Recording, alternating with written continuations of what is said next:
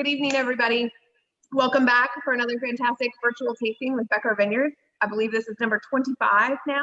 And tonight we have a very special wine that we're trying. That's not one that I think a lot of you have probably had. This is typically available at our retail market, and it is our 2017 Iconoclast Barrel Select Cabernet Sauvignon. It's really quite remarkable. I'm really excited for them to get into this wine. It has a lot of grapes from a lot of different places in Texas.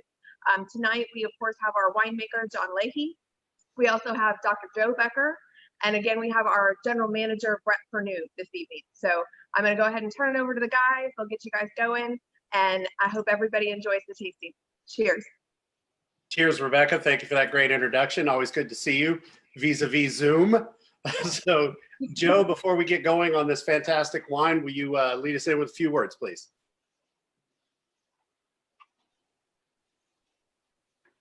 Did we lose him? You guys hear me okay? Oh, yeah. Yeah, we're good. So, number one, I think I actually want to give a shout out to you guys because being a physician, we've been very protective about opening the winery. We haven't set an open date yet, but we have an incredible staff that has done an amazing job keeping our winery going. Our winemaker, John Leahy, David Bryce out in the field, who's done an incredible job continuing our distribution. And of course, our GM, Bret has done just a fabulous job overseeing everybody. Our goal has been to keep everybody employed, everybody with benefits, and I appreciate all the hard work you guys have done in accomplishing that goal. And I think what's cool to me about this wine is how far the Iconoclast label has come. And when I was little, I remember first, hearing the idea of the Iconoclast label, looking at Tony Bell's paintings. And this particular painting is a self-portrait of the artist. As you all recall, Tony Bell was the childhood friend of my father's from Abilene. We've told this story 1,000 times. He was kind of an artistic genius. He won a automotive design contest when he was about 15. Which gave him a free ride to Yale, but he was very eccentric and turned it down because it was not Texan. So he went to the University of Texas. His wife, Claire, is the first Italian undergraduate degree from the University of Texas. And so their paintings, their friendship, their paintings, everything have always been special to us. Tony passed away shortly before we started the winery. But I think what I would say about this particular label, and one thing to think about while we're tasting it, is the label, the idea behind the label, other than the idea of being iconoclast, is it is in a sense an homage to a lot of the early labels. So if you particularly look at the 1985 Dominus label, if you can Google it, the image of Christian Moyax is very similar to this particular label, or the image on the Chateau Petrus bottle from Pomerol. Pomerol is a region in Bordeaux that we've achieved a lot of inspiration from. And to some extent, just the outline on the Opus One label. And I think when I think about the Iconoclast label, to me, it always represents the greatest thing my mother and father ever did together. In a sense, they're Opus One. They're a great accomplishment. So I will turn it back to you, John. No, that's brilliant. And I think maybe their greatest accomplishment were their 3 kids. So, the wine's awesome, Joe. But yeah, I tell everybody as a secret, just to mess with people, I tell everybody it's actually a picture of Teddy Roosevelt on the label. That's how far back it goes. Right before the charge up San Juan Hill. So, Bret, we've got a lot of growers here that are involved with this wine. And before we get into it, I do want to, one, thank everybody for joining us, and thank everybody that's been with us. Trish Williams is out there, and we've got a couple other folks that have been joining us every day. So we want to say hello, and thanks for keeping going with us. Cheers. But also, everybody, take a swirl, a sniff, and a taste of this wine.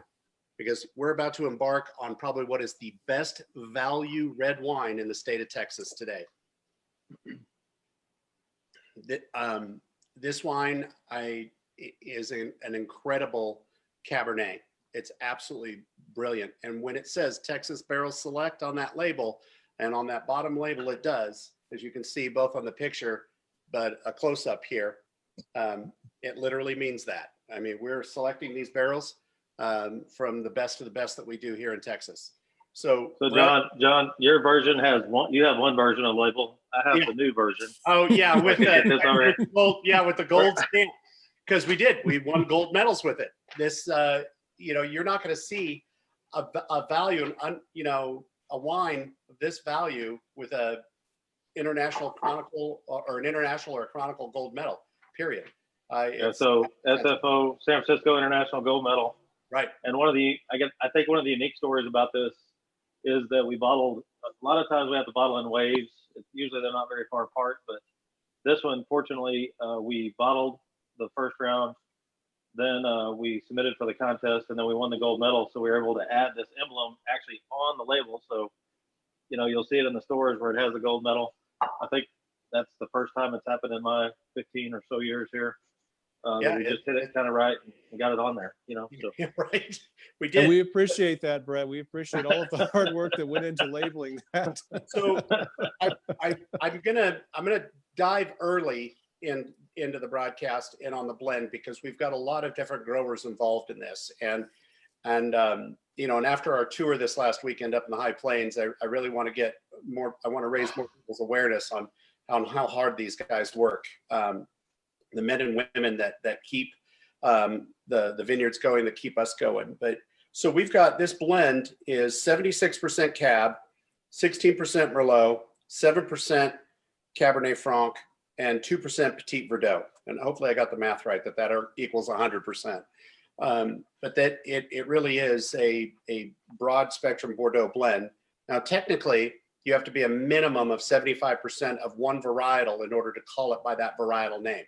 So 76 meets that minimum, and we can call it Cabernet. But this really is an homage to some of those great Bordeaux blends that we've all enjoyed throughout the years. So Bret, we've got a list of growers here. Do you have your list in front of you? I want to start. It's on the computer. You're looking up there, yeah. Because we were just here. We were just there. So the largest percentage, of course, belongs to Lehe Vineyards. Matt Adams and his crew up there. A big shout out to those guys, and Jerry, of course, who keeps everything rolling down. But can you discuss the Lehe Vineyards and what? Yeah, and I think that we were going to release some of the footage that we sent or that we filmed from out in West Texas this week, and the Lehe Vineyards, and we have a hard time at the wire. We have a winemaker named John Leahy, but we have to say the Lehe because that's how they say it. Right? Yeah, I have nothing to do with that vineyard. Yeah, and you said earlier, you said you have one vine in your backyard. Yeah. They planted roughly 1,000 acres, so. And Bret, John's under contract, so. Yeah, right. Yeah. Yeah, I'm sitting about 6.5 tons to the acre. Hey, we're not buying it. We're full. Yeah, we're full. Exactly. I could guarantee you that Lehe Vineyards is glad that I don't have anything to do with their farm. Yeah. But Matt and his crew went in and planted 1,000 acres in a period of a couple of years, and I think that the number was they increased the production in the state of Texas by 1/8 just with that one planting. And we're just starting to see kind of that vision that they had to put that big vineyard in. And again, it's very challenging to put in a half-acre grape, let alone 1,000 acres. And so these guys have jumped up and went at it big time. And again, hopefully this is something that's going to sustain the wineries in Texas for a long time. But I guess when they first started, we were consulted about, well, what do you guys need? What can you use? And I think that my personal answer would have been, look at the wines that sell in the United States, regardless if we're going to buy them. And you got to look at that in the beginning. It's like you can't just all of a sudden want something to sell just because you think you can grow it, but you have to look at how the sales go ultimately. And again, we go at every grape when we buy them as the same, as we're just going to make the best product that we can.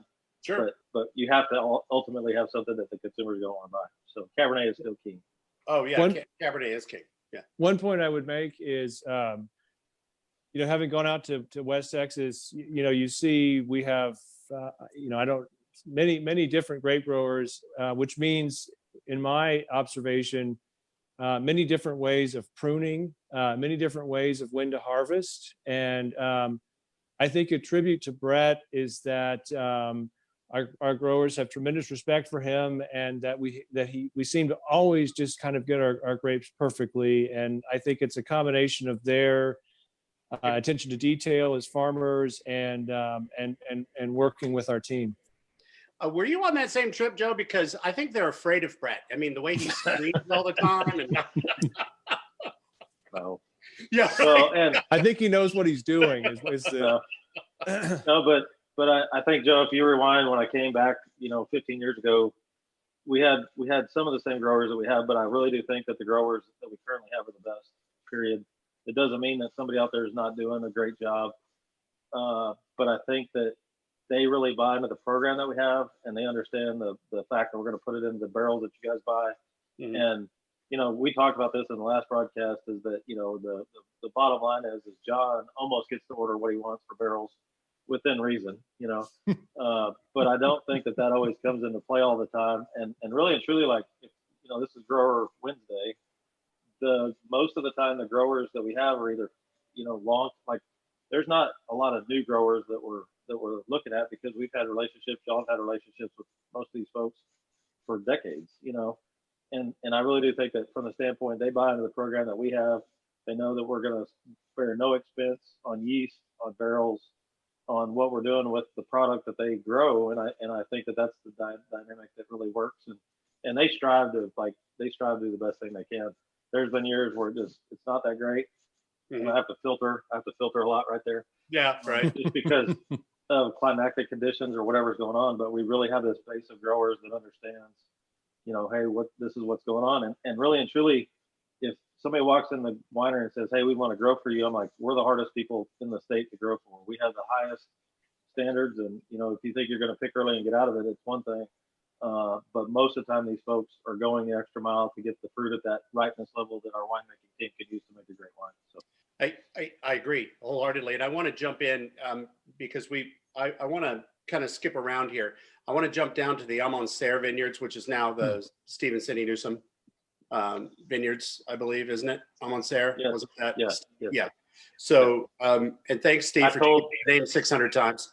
Okay, and I told Steve in the beginning that was a bad name, just for the record. But I think they live in the town of Sundown, Texas, and Iconoclast, I think, is Italian, I think, for sunlight or sun. And I might be wrong. I think that's what he told me at one time. Yeah. Yeah, I think it's on for sunset. Yes. So Sundown, Texas, which again is the furthest north vineyard that we currently have.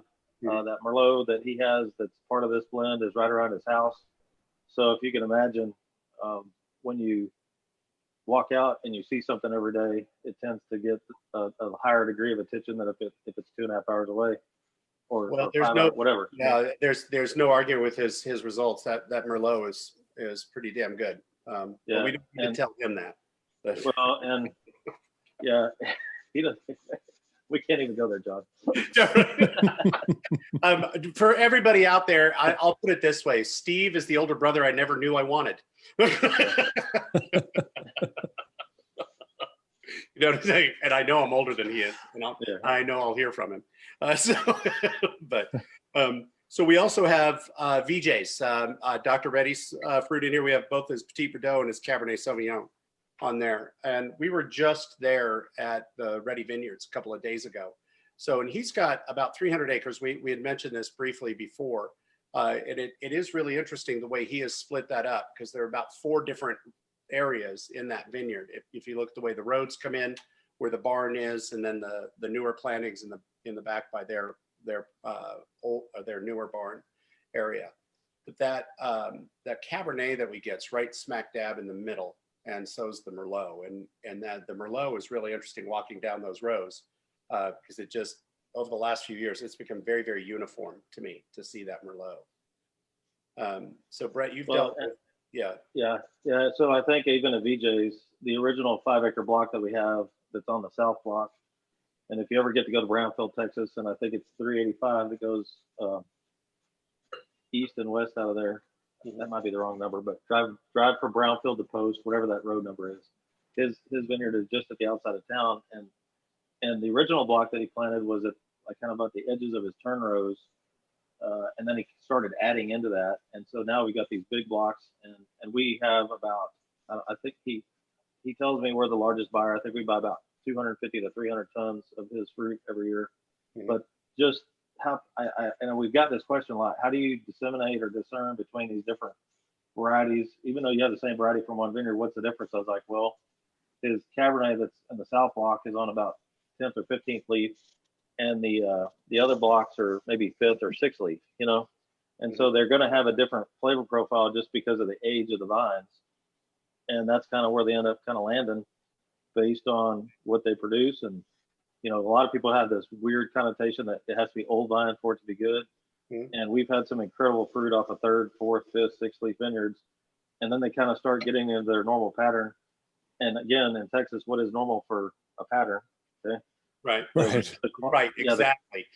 It's like calling it average weather or normal weather for Texas. Yeah. And ultimately this year, one of the sad things that we saw when we were in the high plains is that the crop is not it's not there. It's at least a 50% loss over the board, but by variety, it might be 80% on certain things. It might be 100% on other things. And we saw that like Viognier, there's hardly any Viognier to be had. Yeah. Because of the late freeze that happened around October. Halloween, right? Halloween. So, and what's crazy is we're usually worried about spring frost. This was a fall frost that got the vines before they went dormant. And again, it's going to mean a ton of work for the folks that are in those vineyards and growers. You know, that's also why we understand the plight of the grower. Yeah, and it went down to -4°C, which is about 23 Fahrenheit. So 24, 23 Fahrenheit over that. And I think 5 degrees in some places. Yeah, it was an incredible thing. But you know, I don't think this is an exaggeration, and I don't mean to goad people unnecessarily that also do a fine job with their wines and stuff. But, you know, we have such a broad cross selection of growers that we deal with. You know, I love being able to look people square in the eye and say, you know, Becker Vineyards, we are Texas wine. We have grapes from a broad selection across the state, and we really have developed some of these programs. This is one of them.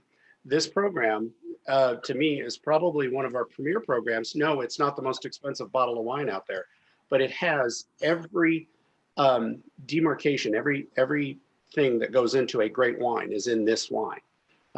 You know, those varietals, the Bordeaux varietals, the way we treat them, we ferment them, barrel age them. You know, we're not, and this is the hardest thing to explain to people when they think you're just bloviating.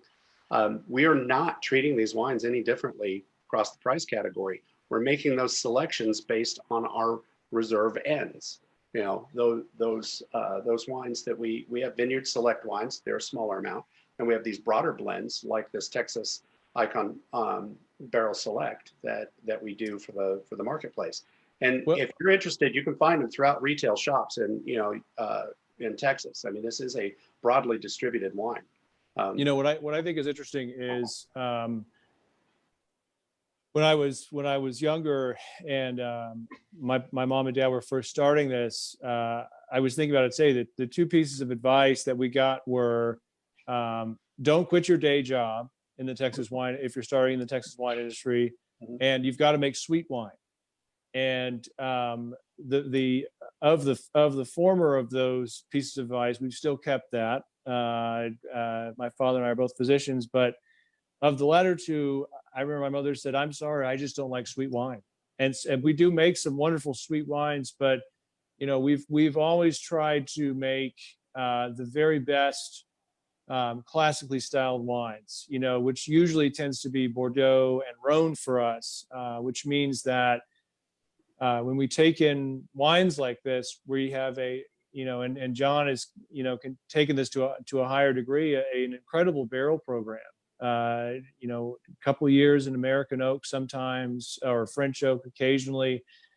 And what's also evolved with this has been not only the normal consumer's palate, but also just the incredible, what John and Bret are alluding to, the incredible skill of the Texas grape grower has come a long way. The quality that we can produce Cabernets that are essentially monopoles, that are essentially single vineyard Cabernets that you can taste differences in, or you can produce a Cabernet like this that I think represents the very best of West Texas grape growing. And it's wonderful. It's a very rich wine. Oh, it is. I agree. And I think, Bret and I have talked about this too. How do we put our best foot forward? And on these value-added wines, the wines that are under $15 or under Right. $20, that these truly are ambassadors of Texas wine. Yeah, we're not just. This is going to sound. I hate saying stuff like this because it makes me sound very arrogant. We are trying to make wine to represent the entire state, and we're trying to do the best job. I know every day I go to work, I get a lot of good-natured ribbing from everybody we work with, and I dish it out as well. Don't feel sorry for me. I deserve everything I get, but we really do take into consideration everybody that we deal with, and it's like, we have to do this. This is somebody else's reputation along with ours that's on the line if we do a poor job. I'm very proud of this wine. I would gladly serve this wine anywhere. Absolutely. So I want everybody, if you like this, I'm gonna a little self-aggrandizing here. If you like the broadcast, please share it on your Facebook page. That will help us, of course, but it'll also help everybody else introduce themselves to some Texas wine.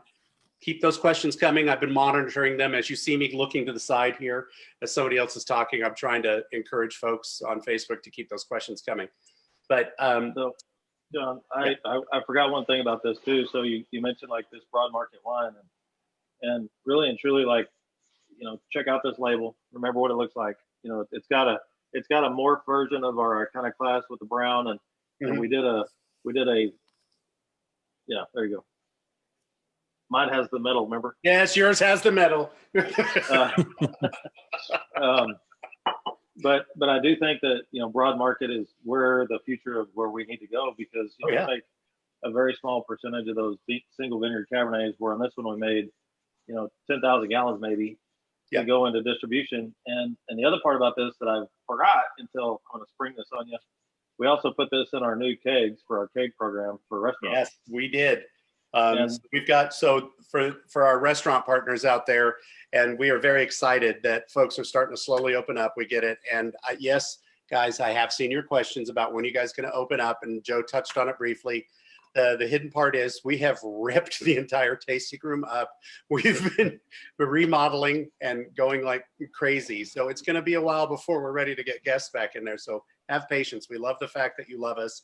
And yes, eventually we will invite you all back to our home base for a nice. We are open for curbside. You can come out and pick up any wine you want. Right? You don't have to get out of your car. You could buy a case. Look, Wednesdays, like Coach used to say, Coach Rutherford, he goes, Wednesdays is case minimum Wednesday. Minimum Wednesday. But the folks really enjoyed that, and I don't blame it. It's a beautiful patio that we have that we could sit out and have a glass of wine. And yes, we're going to get there sooner rather than later. I promise. So John, just for grins, I decided to decant this bottle of wine for about an hour, and it has just a very smooth, as you would say, full body on the mid palate, and just kind of a nice spicy finish to it. Yeah, that's the winemaker magic. Look at Bret just shaking his head. Not again. It's called Grower Wednesday. Grower Wednesday, exactly. Which we have not mentioned. We actually have Mesa Vineyards up here too. Yeah. For those of you who aren't familiar with Mesa Vineyards, they are way out in Fort Stockton area. So shout out to Pat and John and the crew out there. But we do have a little bit of some of the most I think isolated vines in Texas, coming off the Davis Mountains. There's just a touch in here. So John, can you talk about the barrel program a little bit? Because I remember we had the LaHaye and some barrel. You were kind of aging the LaHaye and some of the other varietals separately, and then we had a few blends and put them together before we bottled. Well, we did, and you know, we knew about a year and a half before we put this out that we wanted to do a Texas barrel select for the Iconoclast program, and so you know, like everything, if you don't have patience, you know, wine business is not a microwave minute business. Mm-mm. And I always tell everybody, I put 60 on the microwave instead of 100 because I think it's faster. I am a microwave minute person. But with wine, you've got to have patience. So we started crafting this idea a couple of years ago. We did barrel age everything that's in here. I think the one that saw the least amount of time in barrel was part of the Petit Verdot, because we did an extended maceration and fermentation on some of the ready Petit Verdot from this vintage. Beyond that, most of this is actually of the new oak is American oak, but there's only 20% new oak in here. That is my standards between 25 and 30 for a lot of stuff. Like some of our reserve wine, of course, is 40% new oak. So there is a little difference there on how much new oak that we saw on some of these varietals.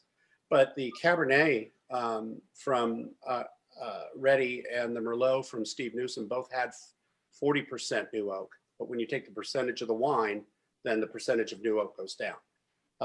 So yeah, we went through this, and we went through about 15 or 20 permutations, Bret, I think, because it took us a few weeks to choose the final blend on this one.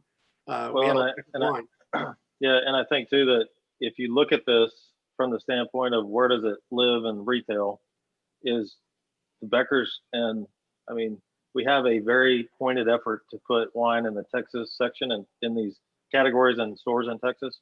Mm-hmm. But we also have a very pointed effort for a couple SKUs to go in the Cabernet section. And because we've met so many people that say that they only shop for Cab in the Cab section, this lives at some stores in the Cab section, some stores in the Texas section. Right. But again, we're going to do another one next week called our Texas Cabernet that's mm-hmm. in a heavier bottle. And if you notice the label styles that we're doing, that one is only in the in the Cabernet section, and we did that for a reason, right? So right, yeah, we did, because we're firmly committed to the fact that Texas is as competitive anybody on the national or international market, and absolutely. So I got us a question, Bret, too, that I need you to answer, and we're not getting into the Q&A, but this one is kind of important because you mentioned the kegs. People want to please explain the kegs. Okay, so historically, kegs, everybody knows, is like a keg of beer. They're big, you know, however many liters or gallons. Mm-hmm. The kegs for wine are, the ones we have are 30 liter, right, John? Mm-hmm. Or are they 20? I always get. No, they're 20. They're a little over 20 liters. 20 liters. So there's approximately 25 bottles in a keg, and they're plastic. They live in nitrogen or argon, so it's an inert environment. Mm-hmm. And if somebody, you know, and I know what's going to happen is somebody, like, I have a keg in my house. Okay, get over it. You know, like I have one for the pool. Yeah, right. Yeah. There's 300 glasses of wine in it, and if you put it on the right conditions, there's no waste. Yeah, right. But this is something that we kind of get hung up, I guess, in the hoity-toity world of wine sometimes, and so we did about a year's worth of experimentation on our own before we even went and talked to the Beckers about, can we put wine in kegs for these certain accounts. Yeah. But, you know, ideally, you know, a restaurant would open a bottle of wine and sell all the glasses out of it, but that was ultimately the goal. But I think if you're having an event or a party, I mean, how many times do you have people over where, you know, it doesn't take a very big group of folks to drink 2 cases of wine?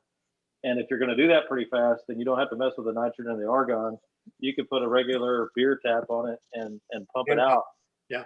And anyway, I don't want to go into the semantics of like how long it'll last in that, but trust me, it's a while. Yeah, for our restaurant partners. So it's a standard Sandy keg. The other thing I need to mention for people is the reason we chose those lighter kegs, the plastic kegs, versus the stainless steel. We have 3 really large environmental issues that we were tackling there. One, transportation costs and carbon footprint there. And Bret just loves it when I go off on my hippie end of my life.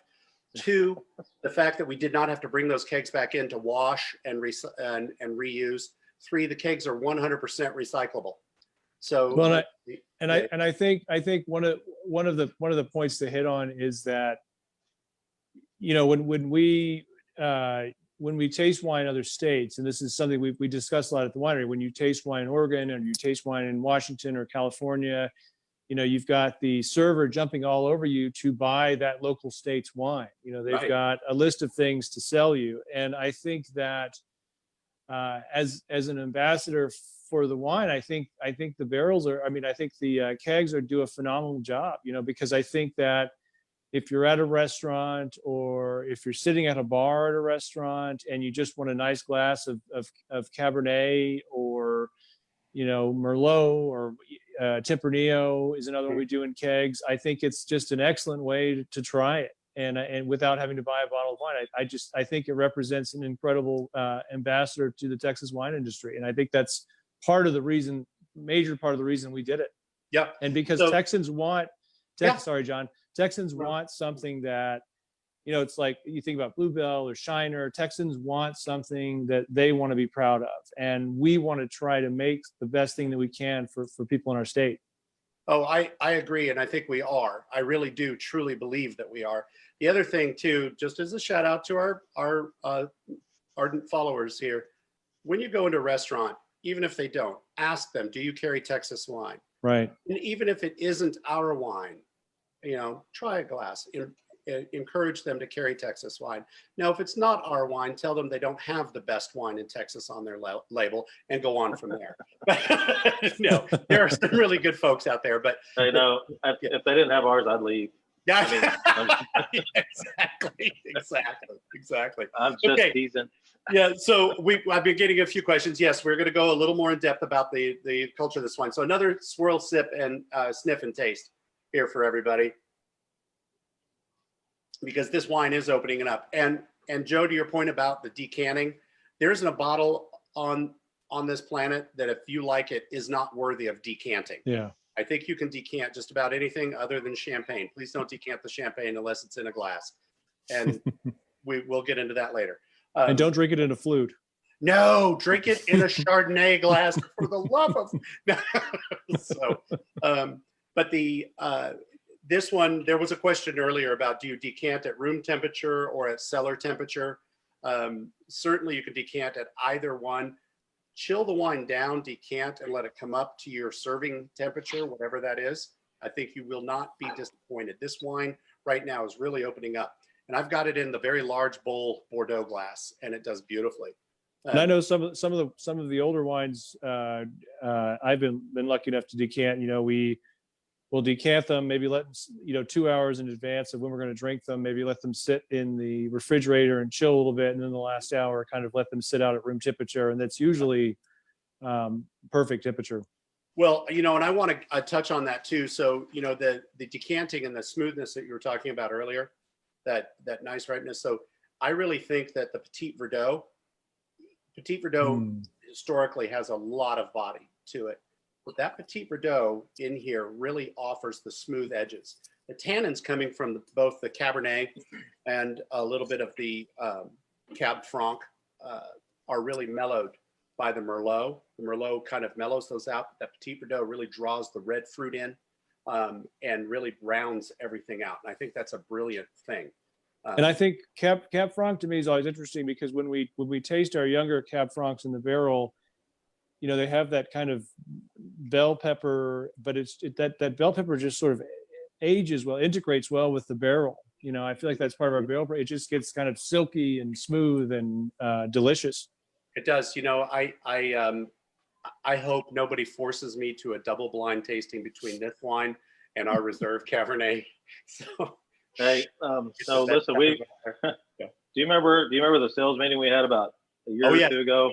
Yes. Yeah. So I'm gonna tell the story real quick, because one of my greatest nightmares is John could make a wine that's this price too good, right? So, I mean, you're at $15 and it's better than the one that's 40, and so everybody comes to the winery all the time. They ask, well, what makes these wines worth what they're worth? And so one day in a sales meeting that we had, we lined up all of our Cabernets through the $10 version all the way through the 40, and had a lot of people trying that were there that sell our product and wrote the numbers down in order. And I swear to you, as I'm standing here, it was by price. And I don't know if that's a great thing or not, but the bottom line was, if you tried the $10 cab, it did not beat this one that's 15. This one did not beat the Hill Country or the Texas cab that's in the cab section with the heavy bottle that's 20. The next one up is the reserve cab that's $29.95 on the top shelf at the stores, and then the reserves that we have at the winery. Because ultimately, like when people come to the winery, I dare them. I dare you to buy all these and try them. Trust me, this is my challenge to you if you're watching this. Buy $10, but Bret, just to speak to that point, I think one of the things that you and my parents have always done an incredible job of is making these, and John, you too, but making these incredible wines for whatever the price point is. I feel like I totally agree with what you're saying. I mean, I think you could take this wonderful wine, which is a wonderful bargain, and you could put it with some great California cabs, and you wouldn't, it would be better maybe, or you wouldn't know the difference. I think it's an amazing thing. Bret was right at that sales meeting. We really did do this, but yeah. I still say that this wine you could line up with a $25, right, $20 to $30 bottle range, and it's very competitive, very, very competitive. It's not the plonk from the bottom of a bin somewhere. This is the wine we've crafted. Yeah. In the grocery store, you're gonna have to go up a $5 or a $10 price point to match this. And I've done it. I bought the whole shelf one time. I went to HEB in Fredericksburg, and Matt, our great wine steward here in Fredericksburg, goes, "What are you doing there?" Yeah. What are you doing buying wine? I said, "I'm buying the shelf at this price. I'm gonna see what they taste like." And exactly. And it was very rewarding in the fact that, and typically this is a new product for us. So if you haven't seen this, it's maybe because you don't have a retailer that's going to carry it. We're currently going to ship it for a small amount of time. Because again, we have wines in the tasting room that are separate than what's in the grocery stores or in the retail chain. But to me, this is like, I don't know, I just get giddy when I can go try a wine that's this great, and I just, go. You got to get up to $20 or $25 to even play with this. Oh yeah. And I have to say, just to make a shout out, HEB has done a fabulous job carrying this wine. And all, and Kroger has too. Joe Kelly, great partner as Joe Kelly came out to the winery a few months ago and has just been a terrific friend to us for carrying this wine, and multiple restaurants, Jack Allen's, a few here in San Antonio. So we appreciate that. We've got I'm drawing a blank here. You guys got to help me. The grocery store chain that started in East Texas and Louisiana, the brothers. Brookshire. Oh. Brookshire, thank you. Right. We did the tasting with them. So we have a lot of really good retail partners out there. And these guys are serious about their wine. All of the, whether it's Kroger, HEB, Brookshire, with a lot of mom and pop shops around here, the restaurant partners that we do have. Central Market. This is like the Central Oscars. Market. We can't forget anybody. Or you I know we can't forget anybody. Guys, we're not trying to play favorites, but we're not. We have distinct great relationships with these folks, and it's the people.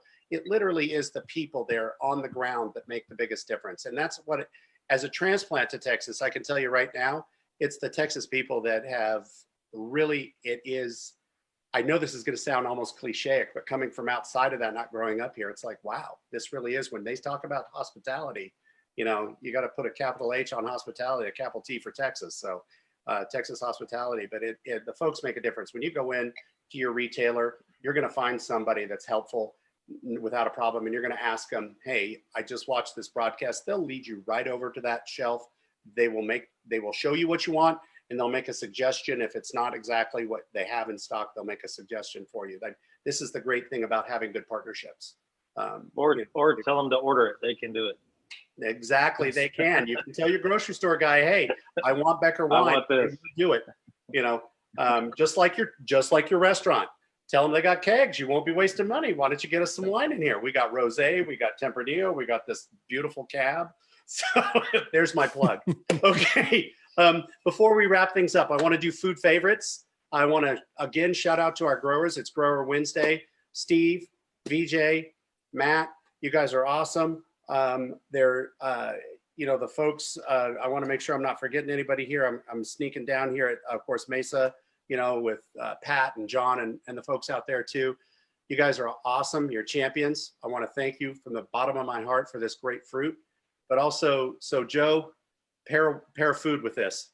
Well, I have to tell one thing, John, because this is the second time it's happened to me, but walking around Steve Newsom's vineyard, and for better or worse, John, you and I have similar humor.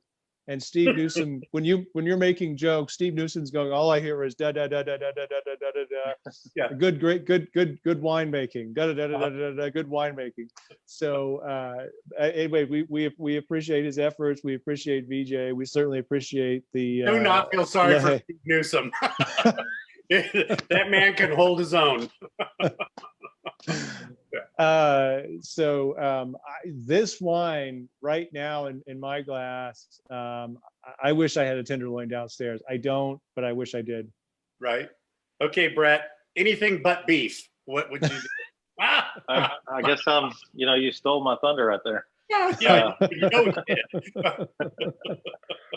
you're a representative of the American Beef Council. Yeah, no, that's right. I should be. So, yeah, right. I'm trying to think of like a middle course. You know what I mean? Like in the in the center of before you get to the main course, I would think like mushroom soup. Even though it's hot, great with this. Wow. And I'll give you my dessert too. It'd be chocolate cake again, because we go on these weird tangents that certain things don't work with other things, and I would go with the chocolate cake. Okay. So. And everybody's been giving me hell because it seems like I mention barbecue every single broadcast. That's what I've been told. So I'm not mentioning barbecue on this broadcast, no matter what you say. To be honest with you, the umami from mushrooms would be great. Jody and I actually had black bean burgers with this when it first came out, and we make them at home. No, guys, they're not 100% vegan. They are vegetarian, but not vegan. I make mine with vegetarian bacon. It comes from organic pigs. So I'm sure I'm going to get some great emails in my inbox for that one. But seriously, it's a wide variety of foods that you can pair with this. Joe, hands down, I think you did steal Bret's thunder with that tenderloin. Absolutely. Dang it. Okay. I almost think, but I have to say, we had some wonderful quail at the Perini Ranch Steakhouse a few days ago that probably would go okay with this. Yeah. I think it would go great. So one thing I want to say before we sign off, just to let everybody know, there's severe thunderstorm warnings from now till midnight in Bastrop, Blanco, Burnett, Fayette, Gillespie, Lee, Llano, Travis, and Williamson counties. So if you guys are out there, please be careful. Please take care. We've been having some severe weather. We want you to be safe. But beyond that, I think we all want to wish you great health and great wine. So thanks for joining us for our 24th broadcast. And we look forward to seeing you on Friday, Food Friday, for the Ranger Haze and the dish I'm going to make. Ranger Haze. Ranger Haze. I said it. Ranger Haze. I said it. The Ranger Haze dish I'm going to make for Friday are crab cakes. So that should blow everybody out of the water. And again, Crystal's going to flash John's home address across the bottom of this. Right.